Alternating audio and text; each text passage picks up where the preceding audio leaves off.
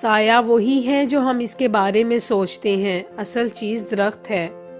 میرا سب سے اچھا دوست وہ شخص ہے جو مجھے ایک کتاب دے گا جسے میں نے نہ پڑھا ہو۔ جب بھی میں کسی چیز کی تلاش میں نکلتا تب تک میں نہیں سوتا تھا جب تک میں اسے حاصل نہیں کرتا۔ یہ ایک طرح کا جنون تھا۔ آج ابراہم لنکن آپ کے سامنے ہے۔ کسی دشمن کو تباہ کرنے کا بہترین طریقہ اسے دوست بنانا ہے۔ تو اپنے آپ کو آلودہ کیے بغیر کسی شخص کو گندی نالی میں دبا کر نہیں رکھ سکتے۔ میں اس آدمی کو غریب نہیں سمجھتا جس کی دیندار ماں ہو۔ مرغی تمام جانوروں میں سب سے عقل مند ہے کیونکہ وہ کبھی نہیں کڑکڑاتی جب تک انڈا نہ دیا جائے۔ مجھے ایک درخت کاٹنے کے لیے 6 گھنٹے، 2 میں کلہاڑی تیز کرنے میں 5 گھنٹے گزاروں گا۔ کبھی کوئی انسان سیدھی سڑک پر گم نہیں ہوا۔ اس سے کوئی فرق نہیں پڑتا کہ آپ کی رفتار سلو ہے جب تک کہ آپ پیچھے نہیں ہٹتے۔ صبر کا پھل ضرور ملتا ہے لیکن صرف وہی پھل جو کسی نے جلد بازی میں چھوڑ دیا ہو۔ آج کا کام کل پر مت ڈالو۔ آج کے کام سے بھاگ کے تم کبھی بھی کل کی ذمہ داری سے نہیں بھاگ سکتے۔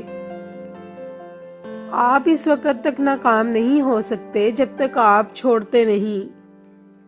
عزت غیرت سے بہتر ہے۔ اگر آپ کسی چیز سے محبت کرتے ہو تو اسے آزاد چھوڑ دو۔ ندی کے درمیان میں گھوڑوں کو تبدیل نہ کریں۔ میں تصور بھی نہیں کر سکتا کہ کوئی آسمان کی طرف دیکھے اور خدا کا انکار کرے۔ اس سے بڑی بدقسمتی کیا ہوگی؟ آپ کے لیے کوئی بندہ اپنا کام خود کر سکتا ہے اور آپ سب کے لیے کریں۔ یہ بہت ہی آسان ہے کہ کسی گھوڑے کو دوڑاتے رہنا جس ڈائریکشن میں وہ جا رہا ہے۔ آپ ہمیشہ دوسروں سے جھوٹ بول سکتے ہیں اور اپنے اعمال کو ان سے چھپا سکتے ہیں لیکن آپ خود کو بیوقوف نہیں بنا سکتے۔